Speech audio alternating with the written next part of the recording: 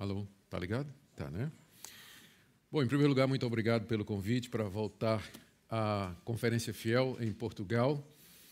A minha esposa e eu estamos muito gratos a Deus pela oportunidade de rever alguns irmãos, fazer conhecidos outros irmãos e participar desse momento que é tão importante para o cristianismo em Portugal. Eu sei que a Conferência Fiel em Portugal é, sem dúvida, a conferência que tem mais chance de abençoar a igreja e fazê-la crescer nos caminhos de Deus. Não há nenhuma conferência parecida com isso em Portugal.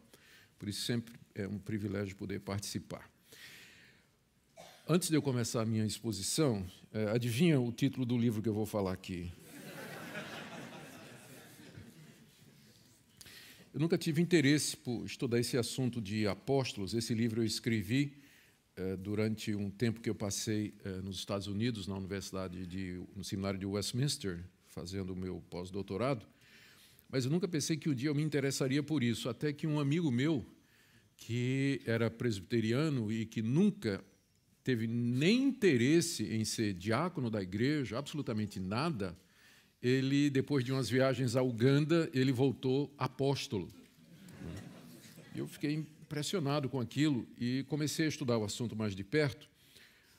Esse movimento moderno do apostolado, ele é mais do que simplesmente a busca de um título, mas ele representa um desafio completo para a igreja. Eles acham que Deus está, antes de Cristo voltar, Deus vai restaurar a igreja e, para isso, é preciso colocar no comando os generais que vão vencer a batalha contra o diabo. E os generais são os apóstolos. E Deus vem levantando apóstolos no mundo todo. Se eles usassem o termo apóstolo simplesmente no sentido de enviado ou missionário, como é usado historicamente, por exemplo, Bonifácio, o apóstolo aos germânicos, apenas quer dizer que ele foi o missionário pioneiro lá. Se eles usassem o termo nesse sentido, eu não tenho problema, mas quando eles usam o título apóstolo, eles querem dizer que eles são apóstolos exatamente como Pedro, como Paulo, como João, como Tiago, ou qualquer um daqueles outros 12, mais o apóstolo Paulo. Isso traz consigo implicações muito, muito sérias, desde a questão do sola escritura até a questão de novas revelações hoje, a questão de profecias, enfim, a própria organização da igreja. Eu fiquei muito surpreso quando vi que no Brasil já tinha mais de 10 mil apóstolos organizados. Vocês esperem que vai chegar aqui também. Já tem, né? Organizados em redes e redes apostólicas e muitas delas com apoio internacional. Então, o livro é uma pesquisa sobre esse tema. Existem apóstolos hoje? Nós podemos dizer que Deus tem levantado, esses que se consideram apóstolos, a reivindicação deles está correta? Isso é alguma coisa que a gente pode simplesmente deixar de lado, que, não, apóstolo é um título como reverendo ou qualquer outra coisa? Existe alguma coisa por detrás disso? Então, o livro foi escrito com esse objetivo e eu sou muito grato pela Fiel que teve coragem de publicar e divulgar. Então, está aí. Muito bem. Eu queria que vocês abrissem suas Bíblias no livro de Jonas. Jonas. Exatamente.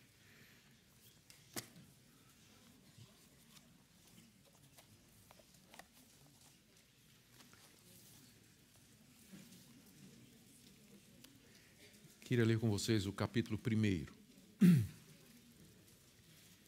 Jonas, capítulo 1. Veio a palavra do Senhor a Jonas, filho de Amitai, dizendo: Dispõe-te, vai à grande cidade de Nínive e clama contra ela, porque a sua malícia subiu até mim. Jonas se dispôs, mas para fugir da presença do Senhor, para Tarsis. E tendo descido a Jope, achou um navio que ia para Tarsis. Pagou, pois, a sua passagem e embarcou nele, para ir com eles para Tarsis, para longe da presença do Senhor. Mas o Senhor lançou sobre o mar um forte vento, e fez-se no mar uma grande tempestade, e o navio estava a ponto de se despedaçar. Então os marinheiros, cheios de medo, clamavam cada um ao seu Deus, e lançavam ao mar a carga que estava no navio, para o aliviarem do peso dela. Jonas, porém, havia descido ao porão e se deitado, e dormia profundamente. Chegou-se a ele o mestre do navio e lhe disse: Que se passa contigo? agarrado no sono? Levanta-te, invoca o teu Deus. Talvez assim esse Deus se lembre de nós para que não pereçamos. E diziam uns aos outros: vinde e lancemos sortes, para que saibamos por causa de quem nos sobreveio esse mal. E lançaram sortes, e a sorte caiu sobre Jonas. Então lhe disseram: declara-nos agora, por causa de quem nos sobreveio este mal, que ocupação é a tua, de onde vens, qual a tua terra, e de que povo és tu? Ele lhes respondeu: sou hebreu, e temo ao Senhor, o Deus do céu, que fez o mar e a terra. Então os homens ficaram possuídos de grande temor e lhe disseram: que é isso que fizeste? Pois sabiam os homens que ele fugia da presença do Senhor, porque ele o havia declarado. Disseram-lhe: que te faremos para que o mar se nos acalme?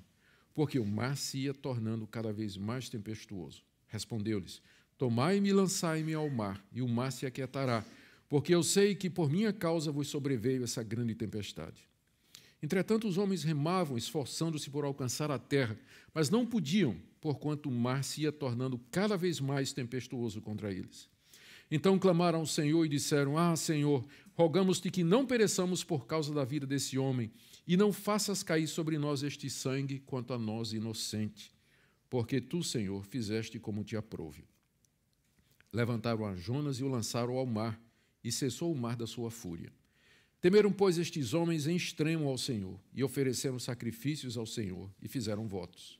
Deparou o Senhor um grande peixe para que tragasse a Jonas. E esteve Jonas 3 dias e 3 noites no ventre do peixe. Até aqui a leitura da palavra de Deus, irmãos. Vamos orar mais uma vez. Ó Senhor, nós queremos pedir que teu bendito Espírito Santo continue a nos iluminar e nos dar entendimento na tua palavra. Pedimos que nos conduzas agora na compreensão dessa passagem do livro de Jonas e que o Senhor mesmo aplique essa palavra aos nossos corações. Tu conheces cada pessoa que está aqui nessa noite, as suas necessidades. Pedimos que o Senhor atenda a cada uma delas, pela tua graça, em nome de Jesus. Amém. Todos nós, quando criança, aprendemos a história de Jonas. E provavelmente todos nós crescemos com a ideia de que o livro de Jonas é a respeito de Jonas. Mas, na verdade, o livro é a respeito de Deus. Nós crescemos com a ideia de que o tema do livro é aquela historinha de que Jonas passou 3 dias e 3 noites na barriga de um peixe. Mas a verdade é que esse livro ele foi escrito para mostrar quem é Deus e o caráter de Deus. Esse livro é citado algumas vezes no Novo Testamento, pelo menos todas elas, as citações são feitas por Jesus.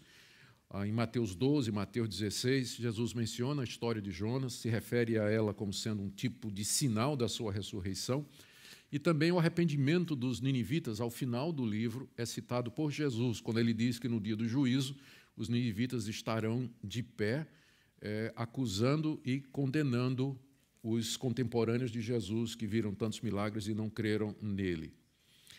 O livro de Jonas, para muita gente, é uma lenda, uma parábola, uma história inventada com algum propósito. Escritores pagãos antigos, como Porfírio, por exemplo, e Juliano, o apóstata, eles ridicularizavam desde o século II e III, desde aquela época, eles já ridicularizavam os cristãos porque acreditavam nessa história. Como é que alguém pode acreditar num livro que fala de um homem sendo engolido por um peixe, de uma boboreira que cresce do dia para a noite, de um verme que mata a boboreira, de uma cidade gigantesca que se converte com a pregação de um profeta hebreu? Quem que pode acreditar nisso? Então, já cedo na história do cristianismo, o livro de Jonas já era motivo de ironia e de escárnio por parte dos inimigos dos cristãos. Outros chegam a dizer que isso aqui, na verdade, é uma história que foi inventada por algum escritor hebreu a partir de mitos pagãos. Citam, por exemplo, aquela história que está lá na Ilíada de Homero, de Perseu que liberta Andrômeda de um monstro marinho. Também tem a história de Hércules, que passou 3 dias no ventre de um monstro marinho para salvar sua querida Alcione. Então, eles citam paralelos na literatura pagã para dizer que o que houve, na verdade, foi que isso aqui é uma versão hebraica de mitos que já havia nos povos pagãos e assim por diante. E até há estudiosos cristãos, não é, que dizem que não vai fazer muita diferença se o livro de Jonas é histórico, ou é uma lenda, ou é um mito, não é? Porque o que importa é a mensagem do livro, e não se os fatos que estão narrados ali são históricos, não é? Se aconteceram mesmo. Eles argumentam que o livro é um mito, não é? Uma lenda, primeiro porque os milagres não são razoáveis, não é? Já mencionei, não é? Tudo bem, mas o milagre não é razoável, não é? Um peixe engoliu um homem e assim por diante, né?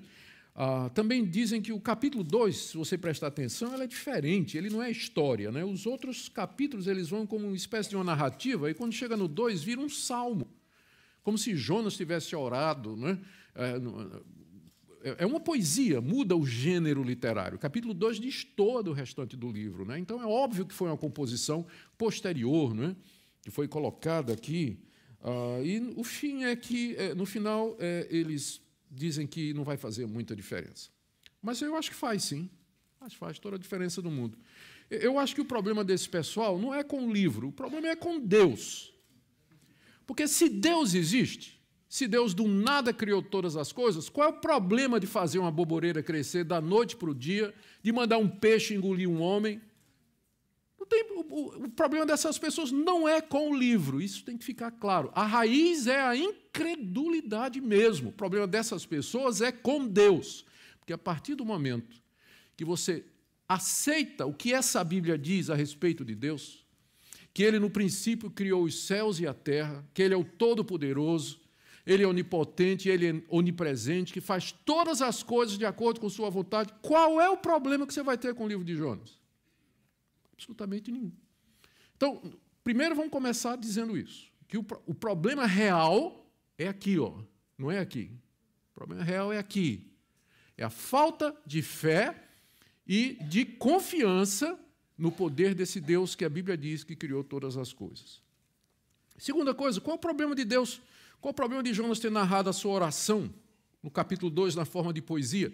Será que ele conhecia algum outro tipo de gênero literário? Jonas era um judeu, ele cresceu em Jerusalém. O que se lia lá no templo, quando se ia expressar os sentimentos religiosos dos judeus? Os salmos de Davi. Jonas cresceu ouvindo a expressão de piedade judaica sendo feita na forma de um salmo. Então, na hora que ele vai registrar a oração dele, o que tem na cabeça de Jonas?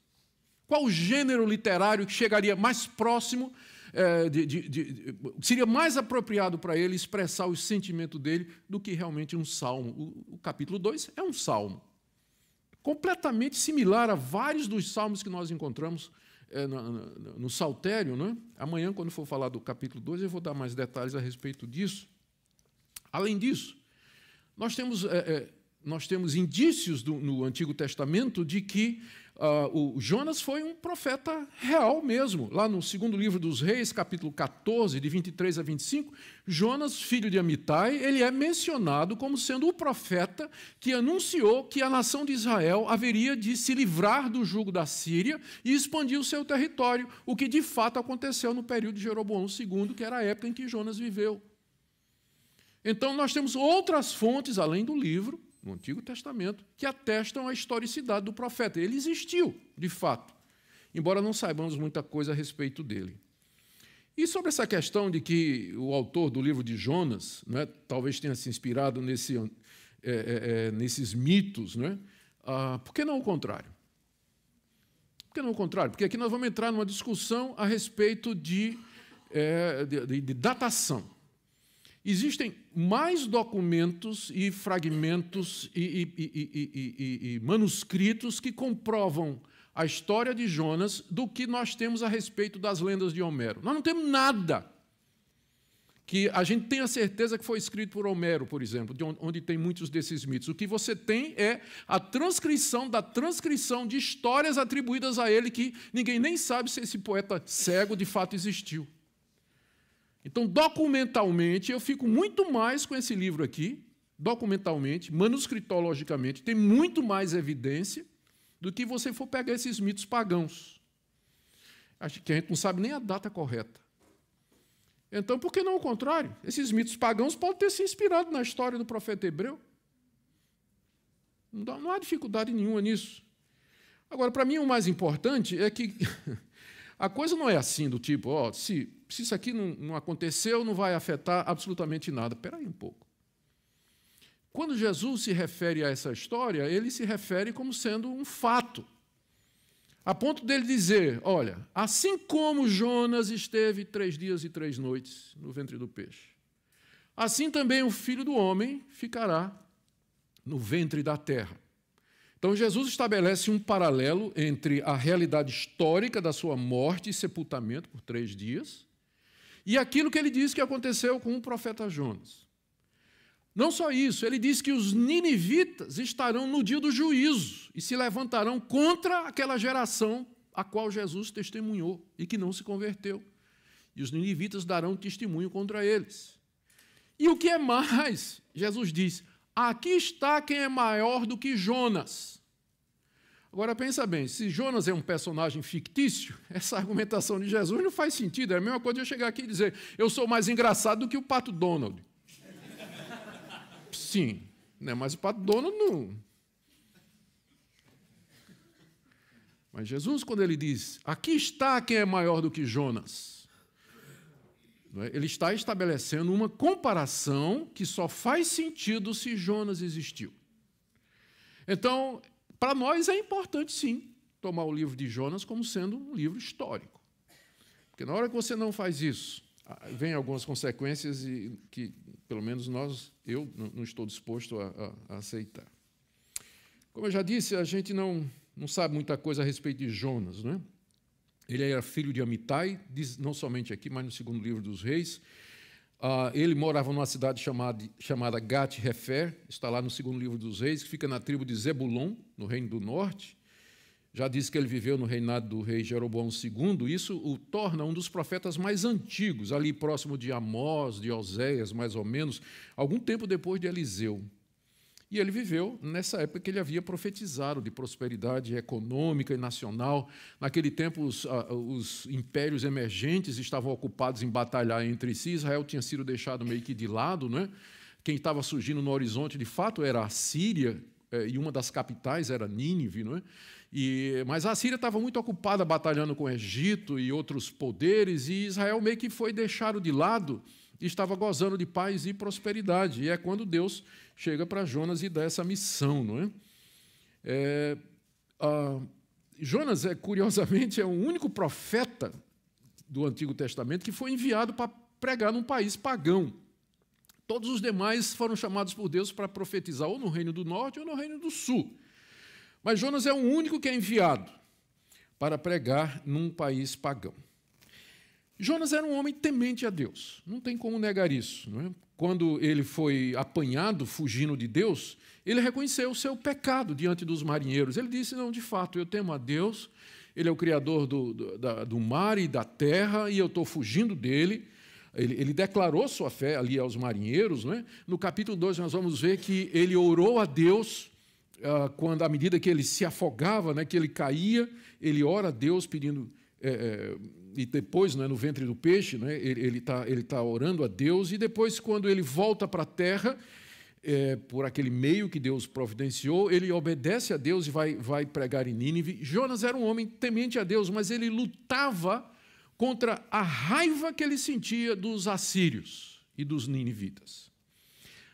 O senso de justiça de Jonas e o seu desejo de vingança e a falta de perdão dele para com os assírios fez com que esse livro acontecesse, por assim dizer. A gente não sabe por que Jonas detestava tanto aquele povo. Alguns sugerem que, antes desse período de prosperidade, a Síria já tinha feito algumas incursões ali no norte de Israel, na região de Zebulon. E Jonas, talvez, a família de Jonas, ou, enfim, bastava ser judeu, né, naquele povo, tinha experimentado de perto a crueldade dos assírios e da maldade deles em fazer a guerra, não é? E agora Jonas se sente comissionado para levar uma palavra de Deus para aquele povo, que de todos os povos era aquele que Jonas achava que não merecia perdão. Não merecia. Jonas tinha raiva daquele povo. E ele, como crente, ele lutava com isso. Ele estava lutando, ele era temente a Deus. Mas ele lutava contra seu senso de justiça. Ele achava que os assírios deveriam ser castigados por Deus, por todos os seus pecados, por todos os seus crimes de guerra. Ele provavelmente tinha receio de que, se alguma coisa não acontecesse, a Síria se tornaria o grande poder mundial, que eventualmente aconteceu, e que aí Israel seria atacado e massacrado pelos assírios, que realmente aconteceu. Ele tinha, provavelmente, esses receios no seu coração.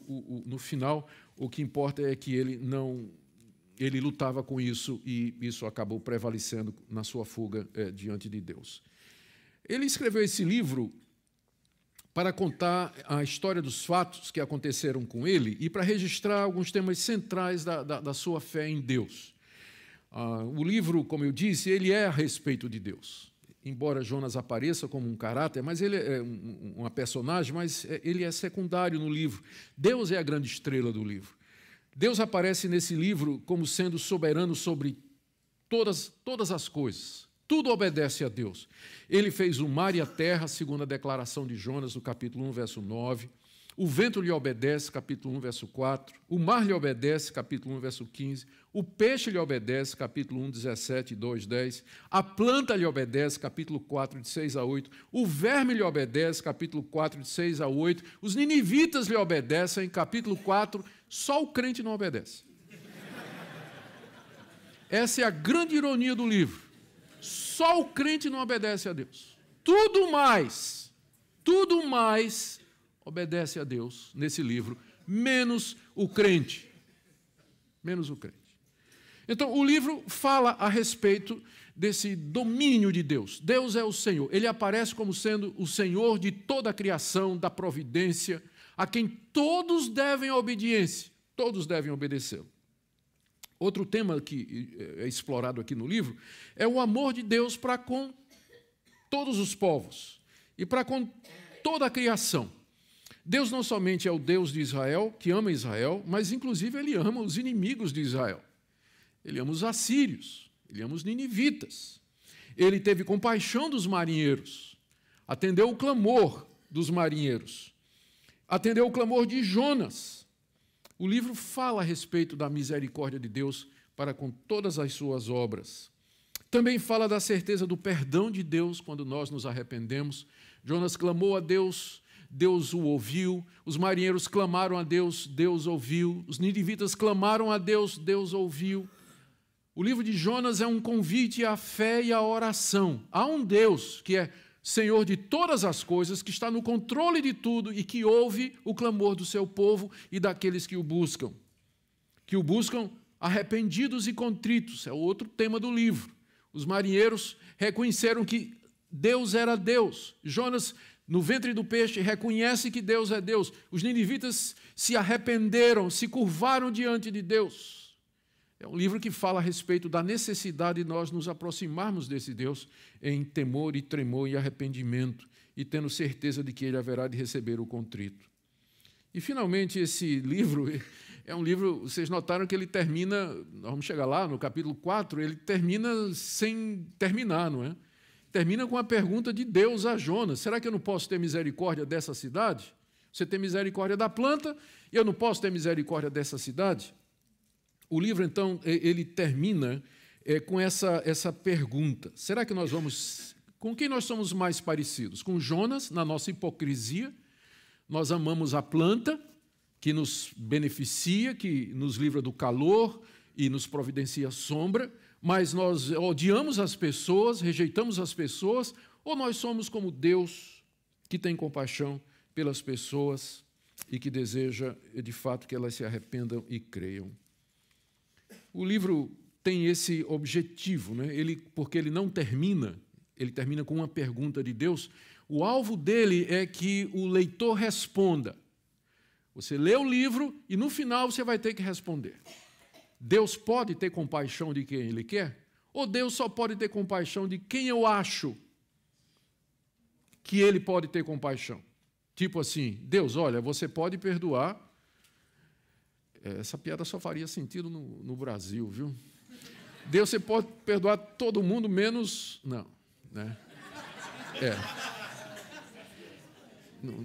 Não faz sentido. Mas aí você substitui por alguma coisa equivalente aqui em Portugal.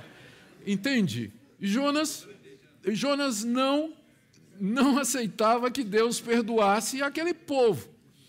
Deus tem que perdoar somente aquelas pessoas de quem a gente gosta e de quem a gente concorda, como nós acabamos de ouvir na pregação anterior. Ou Deus não pode usar de misericórdia com quem Ele quiser? Essa é a grande pergunta que o livro nos faz ao deixar o final aberto. E ele, então, nos confronta. Como pastores, como líderes, numa cultura pós-moderna, como essa cultura da Europa, materialista, cheia de inimigos, de críticos, gente que escarnece do Evangelho, como sempre houve, eu mencionei já esses inimigos do século II e III. O livro de Jonas, então, vem nos perguntar isso aqui. Você quer mesmo, você aceita mesmo que Deus seja capaz de perdoar, transformar essa cultura toda, ou pessoas que estão nessa cultura, mesmo você tendo sofrido tanto na mão desse pessoal, sendo alvo de crítica, de escárnio, de rejeição e assim por diante? O livro nos desafia nesse sentido. E é nesse sentido, então, que nós queremos fazer a exposição dele nesse tempo que nós temos aqui. E vamos começar, então, por esse capítulo que nós lemos. Amanhã nós iremos ver o capítulo 2 e 3 e, na quinta-feira, o capítulo 4. Assim Deus nos permita. No capítulo 1, Deus chama. No capítulo 2, Deus ouve. No capítulo 3, Deus perdoa. E no capítulo 4, Deus é misericordioso. Muito bem. Vamos, então, para Deus chama. Capítulo 1. Verso 1. Veio a palavra do Senhor a Jonas, filho de Amitai, dizendo: dispõe-te, vai à grande cidade de Nínive e clama contra ela, porque a sua malícia chegou até mim. Não é dito aqui de que forma a palavra do Senhor veio a Jonas, numa visão, num sonho, enfim, alguma daquelas formas antigas de Deus se revelar aos homens. Jonas já era um profeta estabelecido. Não seria a primeira vez que ele teria tido contato com o Senhor. Deus já tinha revelado para ele o que ia acontecer com a nação de Israel. E que aquela profecia foi uma profecia muito boa, não é? Jonas profetizou vitória, profetizou prosperidade, não é? Para a nação de Israel, e, de fato, aquilo aconteceu. Mas agora, esse chamado não foi exatamente agradável. Deus o convoca a ir a Nínive e clamar contra ela. Nínive, como eu disse, era uma das capitais da Síria, e onde havia 120 mil pessoas, diz o capítulo 4, que não sabem discernir entre a mão direita e a mão esquerda. Provavelmente a referência é a criança. Se for, então era 120 mil crianças, o que dá aí talvez 700 mil pessoas. Era uma cidade grande, cidade poderosa. Ela ficava, se você olha no mapa, ela fica no nordeste de Israel, cerca de 800 quilômetros. Então, Jonas tinha muito que andar para chegar lá, não é? Mas, com certeza, não foi essa a razão que ele não queria ir. A causa pela qual Deus manda que ele vá a Nínive é que, de acordo aí com o verso 2, a sua malícia subiu até mim.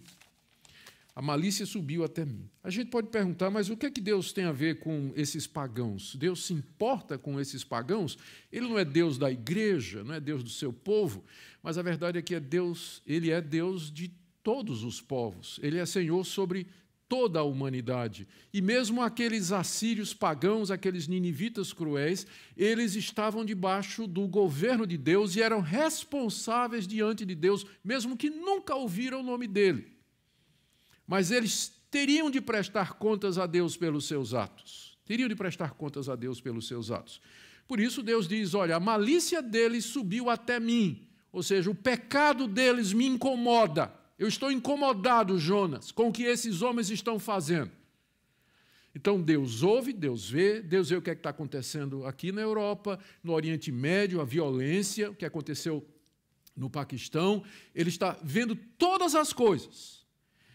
E isso o incomoda, porque Deus é Senhor não somente dos cristãos, mas Ele é Senhor de toda a criação, de toda a humanidade. Um dia, todo joelho vai se dobrar diante de Jesus. E toda a humanidade terá de comparecer diante de Deus naquele grande dia para responder pelas suas atitudes. Então, Deus tinha visto a malícia dos ninivitas. Malícia no hebraico pode ser também maldade, e faz sentido. Os assírios tinham uma máquina de guerra extremamente poderosa. Eles eram cruéis e maldosos na guerra. Quando eu era menino, meu pai tinha comprado uma coleção de livros. O título era Tesouro da Juventude.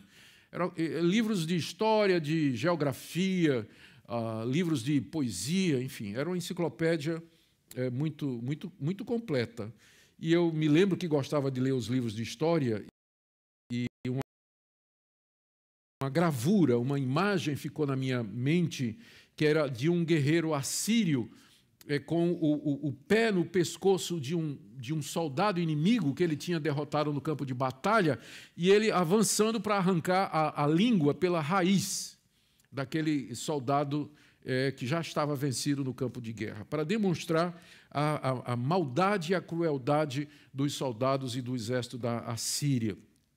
E esses crimes de guerra, né, que eles cometeram, e a maneira como eles levaram em frente a conquista, eles estavam surgindo no horizonte internacional como sendo o poder emergente, dominante, e a maneira como eles fizeram isso tinha incomodado o Senhor dos céus e da terra. E agora a resposta de Deus foi levantar um profeta para ir lá advertir. Deixa eu chamar Jonas. Jonas, vem cá. Vai lá em Nínive e diz para eles o seguinte: a malícia deles subiu até mim, e eu vou subverter a cidade se eles não se arrependerem. Era isso que Deus queria do profeta. Bom, diz o verso 3, Deus disse no verso 2, dispõe-te. E no verso 3 está dito que Jonas se dispôs, mas para fugir. Se dispôs para fugir da presença do Senhor. A gente ouviu na mensagem anterior que a gente tem que colocar em prática aquilo que a gente acredita. Eu não sei como é que um profeta hebreu, de onde é que ele tirou a ideia que ele podia fugir da presença do Senhor? O profeta hebreu, ele sabe que Deus não habita, ele sabia disso, Deus não habita num determinado local. O Deus de Israel não era um Deus localizado geograficamente, como os deuses dos fenícios, dos assírios, dos babilônicos, que tinham regiões, que tinham locais, que tinham templos onde eles moravam, o Olimpo dos deuses gregos, por exemplo, não é? Eram deuses que eram regionais, eram ligados à terra. Mas o Deus de Israel não, ele fez os céus e a terra, o mar e tudo que neles há, ele não habitava em lugar nenhum, ele habitava em todo lugar. Como é que um profeta...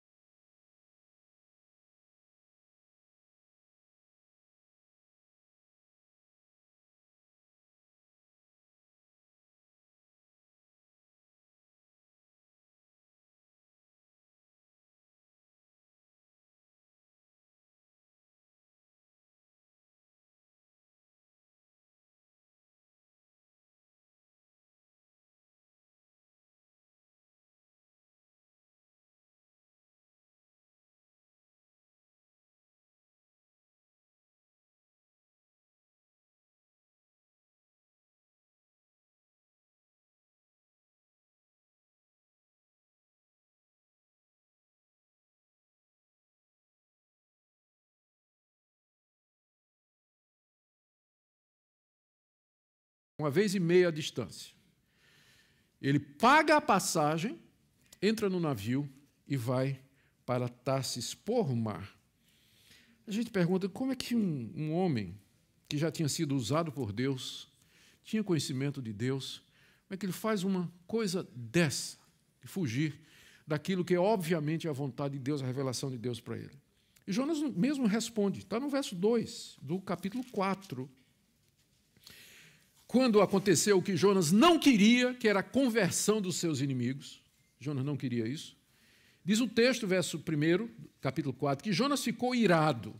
E orou ao Senhor e disse: Ah, Senhor, não foi o que eu disse estando ainda na minha terra? Por isso me adiantei, fugindo para Tarsis, pois sabia que és Deus clemente, misericordioso, tardio em irar-se e grande benignidade, que te arrependes do mal. Essa foi a razão pela qual Jonas fugiu. Ele sabia quem era Deus. Ele sabia que Deus é clemente, misericordioso, tardio em irar-se, grande benignidade, que se arrepende do mal. E que se os ninivitas acreditassem na pregação de Jonas, os ninivitas iam se converter. E Jonas não queria que os ninivitas se convertessem. Pense num pastor que não quer que ninguém se converta, mas tem raiva. Pastor evangelista tem que amar o povo, tem que amar os pecadores, mesmo os piores. E Jonas disse: eu sabia que ia acontecer. Deus, eu vou fugir, porque eles não merecem perdão, eles não merecem ser salvos. Esse povo é um povo, é injusto o que o Senhor vai fazer, o Senhor não está certo. É injusto o que o Senhor vai fazer. O Senhor vai perdoar esse povo, e não é justo depois de tudo que ele fez. Como às vezes a gente diz assim, ó, fulano fez isso, e no fim da vida quer se converter e ser crente. Não tem gente, já ouviu isso, não é? Não é justo Deus. Não é igual ao filho mais velho, na parábola do pródigo. O filho mais novo sai, vive uma vida dissoluta, gasta o dinheiro do pai com prostitutas, com festa, com os amigos. Arrependido, ele volta. E o filho mais velho diz: não, isso não é justo, não. Eu passei minha vida toda na igreja, nunca fiz nada errado, sempre servi a Deus, e Deus me tratando ali, ó. E agora esse cidadão que se desviou, fez desgraça na vida e tudo, ele agora volta arrependido, e Deus recebe, Deus perdoa. Está certo isso? Era o que Jonas sentia. Então ele resolve ir embora. Como eu disse, ele era crente, mas ele estava lutando contra si mesmo, contra essa mágoa, contra essa raiva e esse senso de justiça que ele tinha no seu coração. E ele resolve fugir de Deus. A partir do capítulo 4, nós temos o registro de como Deus foi atrás de Jonas. Deus podia ter deixado, né? Tá bom. Né? Alguém já disse que a pior coisa que Deus pode fazer para um pecador é dizer assim: seja feita a tua vontade. A pessoa, se Deus tivesse dito a Jonas: ok, Jonas, seja feita a tua vontade, vai-se embora. Que juízo, não é? Quando Deus chega para nós e diz: seja feita a tua vontade. Se Deus tivesse feito isso comigo, eu não estaria aqui hoje. E quer apostar? Você também não. Se Deus tivesse dito para você, todas as vezes que você quis e pediu alguma coisa, Deus disse: está bem, seja feito como você quer. Mas ainda bem que Deus não respeitou Jonas, né, o livre-arbítrio de Jonas. Deus devia ter respeitado, né? Não, Deus, a minha escolha é essa, eu vou embora. Deus: não, de fato, eu não interfiro com ninguém. Né? Saiu uma decisão humana, eu não faço absolutamente nada. Ainda bem que Deus não acredita nisso, né?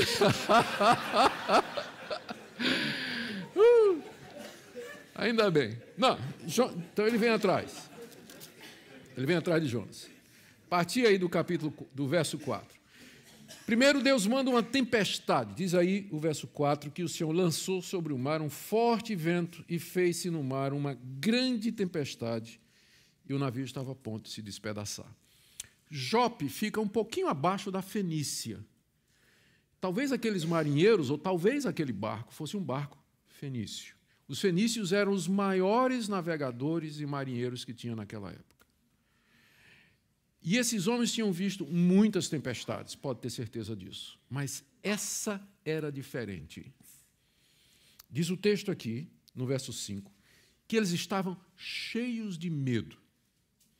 Marinheiros calejados, experimentados, mas agora eles estavam cheios de medo. Aquela tempestade não era para estar ali, não era naquele local, aquele local não costumava, não sei se era isso, né?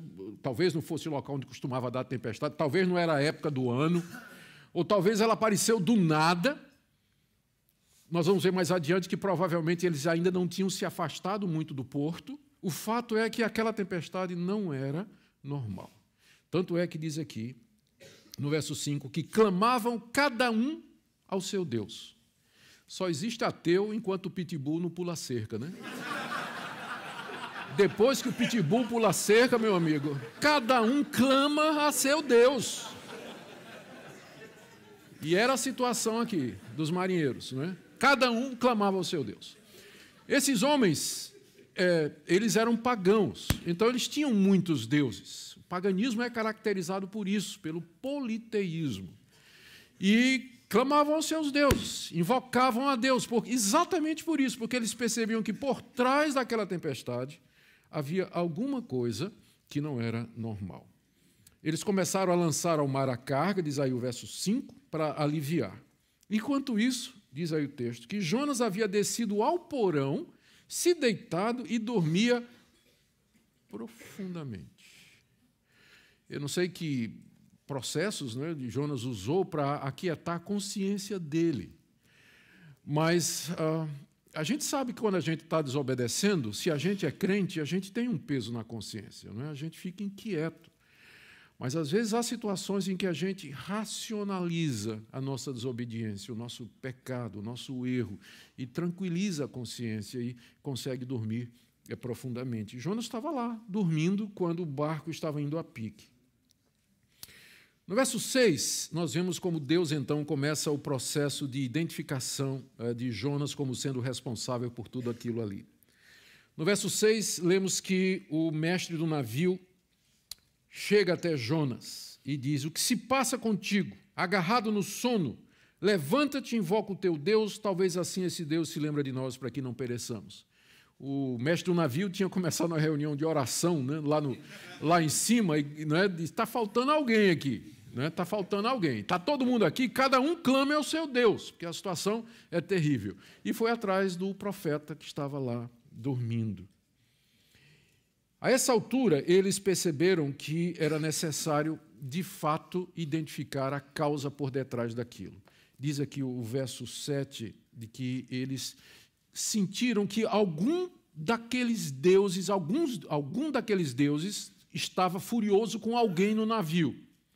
Eles tinham muitos deuses. Alguém naquele navio tinha ofendido algum deus para que acontecesse aquela tempestade nunca vista antes. E aí eles resolveram usar o sistema que era muito comum no Antigo Oriente, que era o de lançar sortes. A gente não tem os detalhes de como é que isso era feito.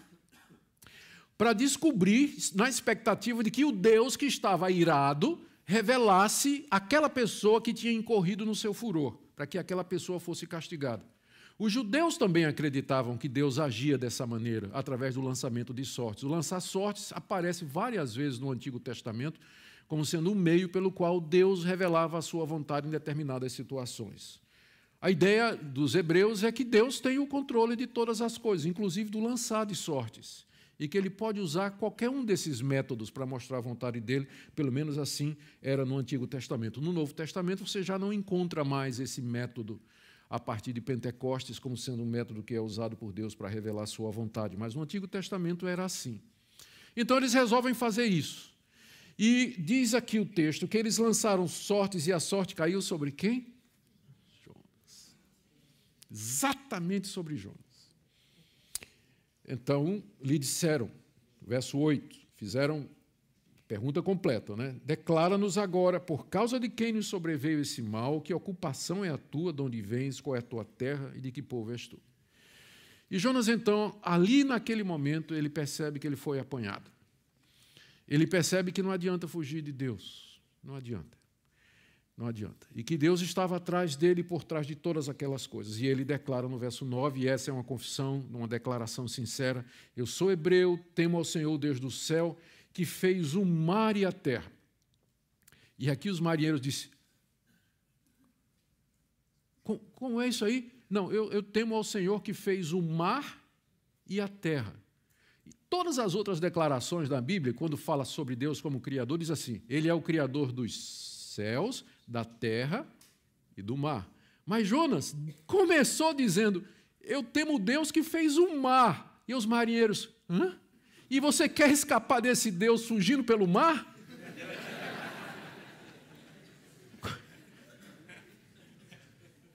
Perceberam aqui a declaração dele? Os marinheiros gritaram, né? Que é isso que fizeste, o Deus do mar? O Criador de todas, que fez o mar, e você está querendo fugir dele, num navio. Num navio. Os marinheiros, então, se apavoraram. Diz aqui, veja, que no verso 5, eles tinham medo. E no verso 10, ficaram possuídos de grande medo. Level hard, né? Já está ficando cada vez pior.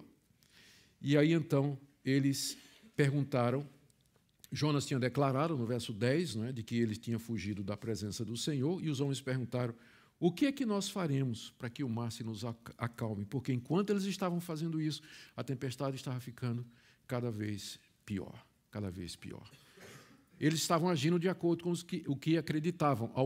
Jonas tinha ofendido Deus, o Criador dos céus e da terra, o Criador do mar, com ênfase, e agora alguma coisa precisava ser feita para acalmar esse Deus. O que é que era necessário fazer para que esse Deus ficasse acalmado? E a resposta vem do próprio Jonas no verso 12, quando Jonas diz, eu sei que é por minha causa que vos sobreveio essa grande tempestade. Eu sei agora que a culpa é minha, que o meu pecado trouxe essas consequências e que a vida de vocês está em jogo porque eu desobedeci ao meu Deus a quem eu professo servir.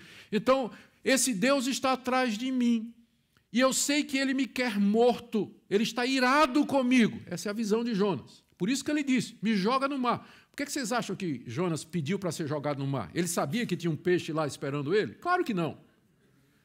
Jogai-me ao mar quer dizer, podem me executar, podem me matar, porque eu sou a causa e Deus está irado comigo e ele veio atrás de mim e eu mereço a morte. Pode me jogar no mar, onde eu certamente vou morrer afogado, porque é isso que eu mereço por ter desobedecido ao Senhor.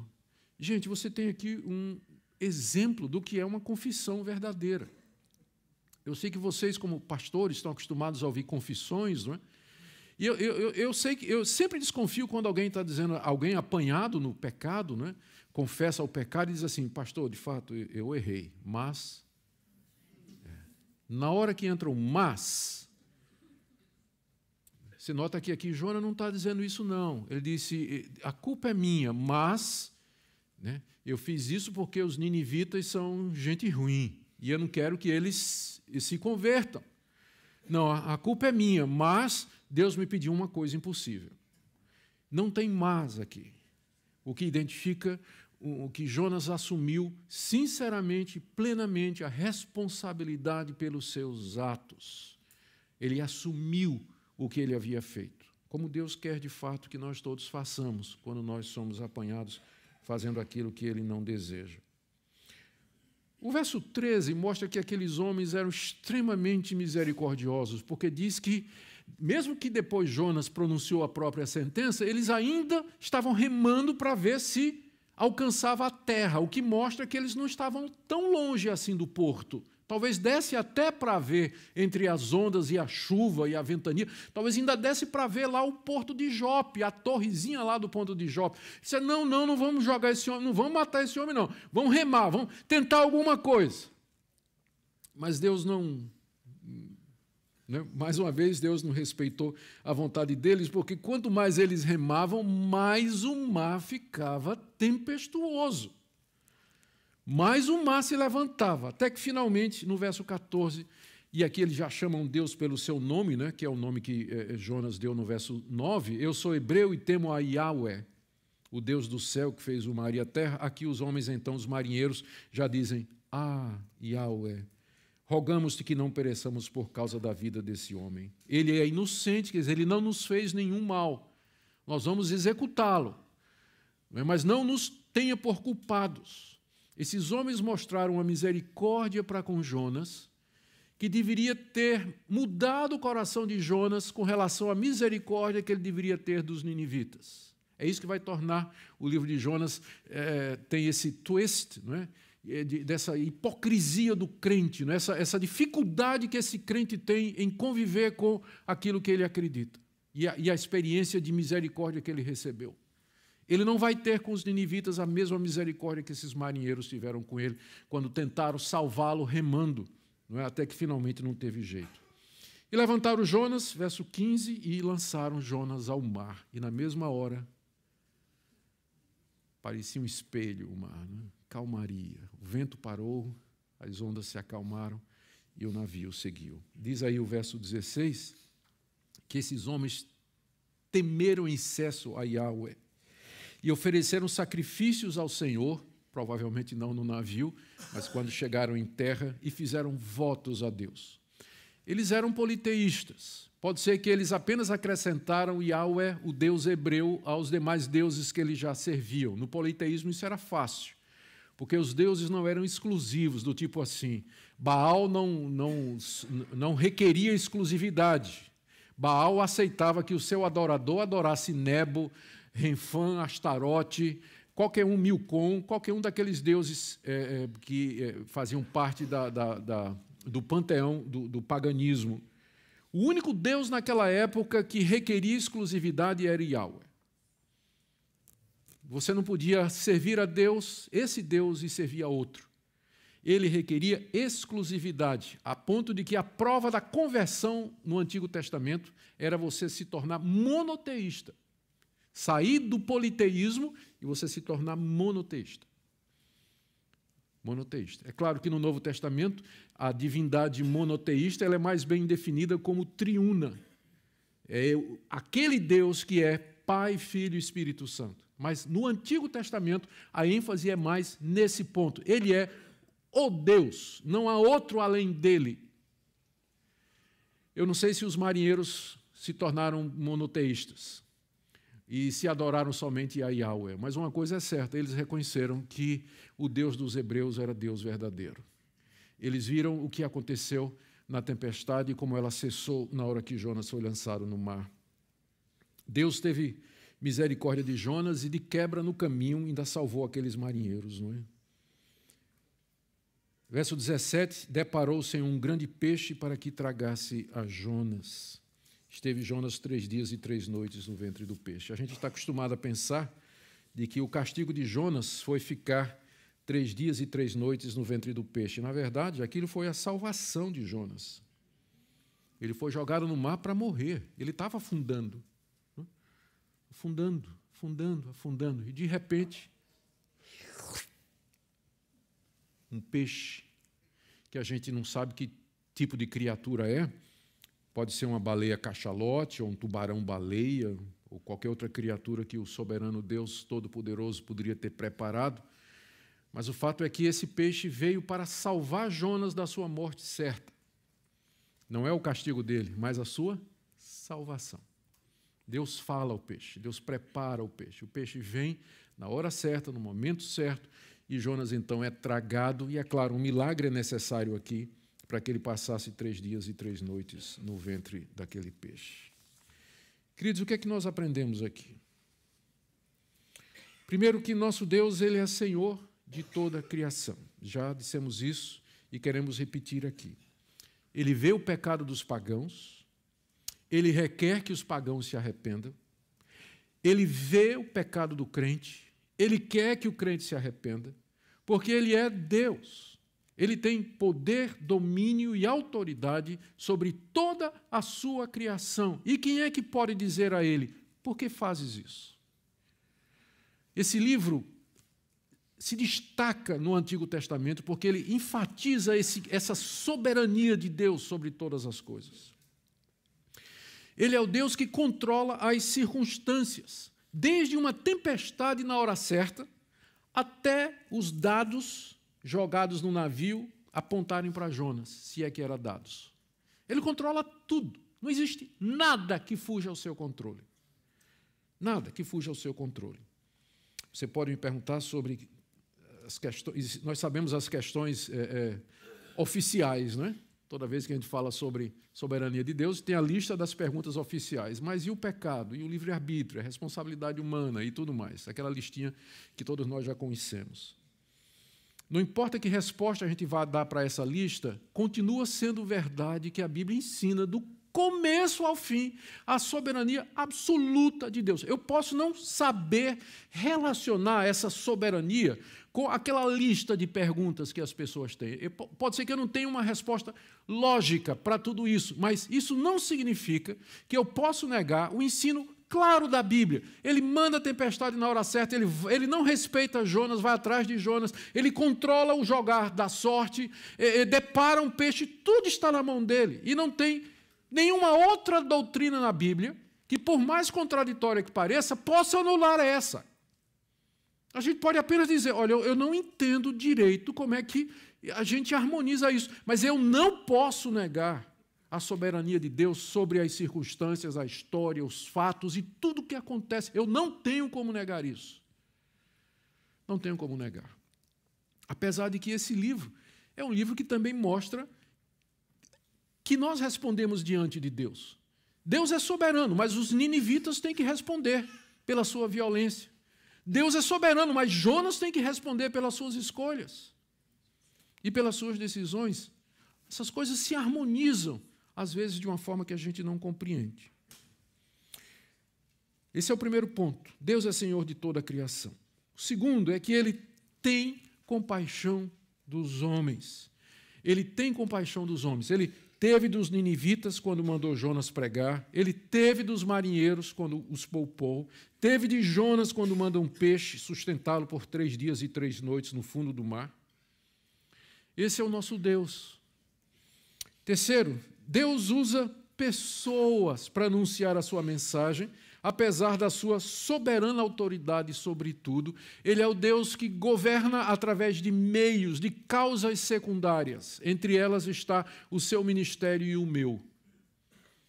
O Deus que quer salvar, que quer exercer misericórdia e que é soberano, Ele vai fazer isso através da sua igreja, através do seu ministério, através do seu esforço e da sua dedicação. É assim que Ele escolheu.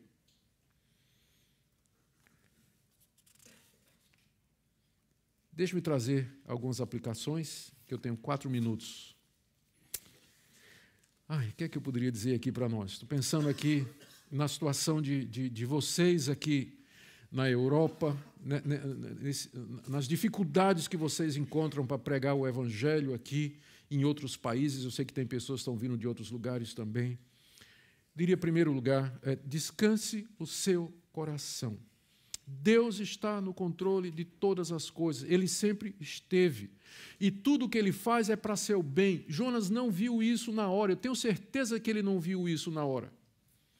Eu tenho certeza que Jonas olhou para aquela tempestade, para a cara feia dos marinheiros e para a bocona daquele peixe chegando perto dele, como dizendo, it's the end. Acabou, não tem mais jeito.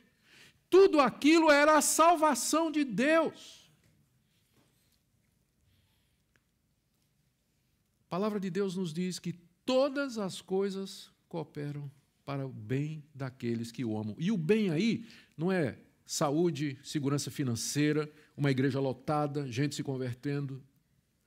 O bem aí é aquilo que Deus julga que é necessário para criar em você caráter cristão, para ensinar você a ser discípulo de Cristo e servo de Deus. Esse é que é o bem que Deus está perseguindo. E Ele vai usar o que Ele quiser usar. Ele vai usar a tempestade, Ele vai usar o peixe, Ele vai usar os marinheiros, Ele vai usar o que Ele quiser. Nem sempre nós conseguimos discernir no meio da tempestade a mão de Deus. E eu, quantas vezes me vi apavorado no meio da tempestade? Não foram poucas vezes, todos esses anos de ministério.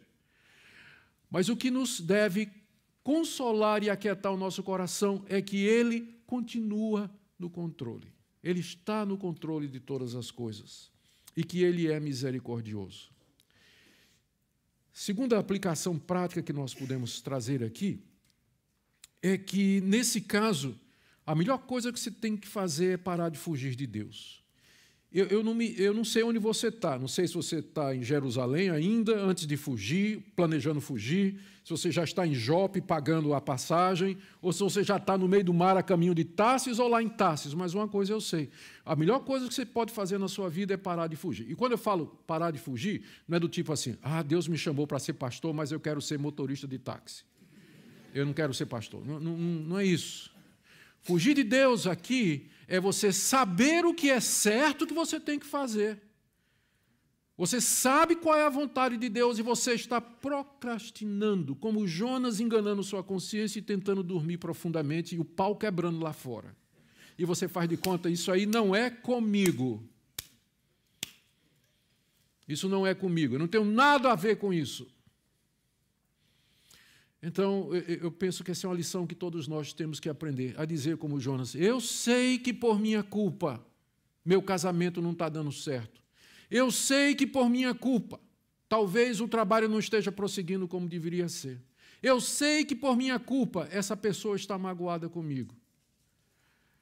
Essa é a atitude que Deus quer de nós, esse Deus que é clemente e misericordioso.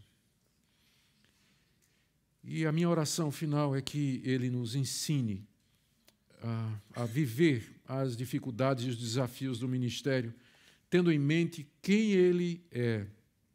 Quem Ele é. Nós temos tanto essa tendência de pensar que it's all about me. Tem tudo a ver comigo. Não é. Tem tudo a ver com Deus. É Ele, sempre Ele. Sempre Ele, no governo, no controle, fazendo as coisas para a sua glória, para realizar os seus planos. Quando a gente perde essa visão de Deus, a gente começa a estreitar a nossa perspectiva e tudo então gira em torno de nós. Mas o livro de Jonas nos mostra que não é bem assim. Há um Deus que está no comando. E a minha oração é que todos nós aprendamos isso e nos submetamos a esse Deus. Vamos orar. Ó Deus, eu quero pedir que o Senhor nos ajude, que na Tua misericórdia compassiva, Tu demonstres o Teu amor para com o povo da Europa, especialmente em Portugal. Tu és o Deus capaz de converter uma cidade inteira. Não te é demais, ó Deus, trazeres centenas e milhares de pessoas nesse grande continente para a Tua glória. Nós pedimos que o Senhor queira nos usar, imperfeitos que somos, como Jonas, não somos muito melhor do que ele. Mas tenha misericórdia de nós, não nos deixes entregues à nossa própria raiva, às nossas próprias escolhas, mas nos guia no caminho da verdade, no plano da Tua glória, de ter um povo santo, um povo por o louvor da Tua graça. Usa-nos. Eu quero pedir por aqueles pastores, obreiros, missionários que aqui se encontram e que têm sofrido, Senhor, com a dureza do trabalho, falta de fruto. Concede-lhes perseverança, que eles olhem para Ti, que o foco, a visão esteja em Ti, reinando soberanamente sobre toda a história, sobre toda a criação. E assim dá-nos descanso, dá-nos uma noite de paz. Pedimos em nome do Senhor Jesus, por meio de quem tudo isso é possível. Amém.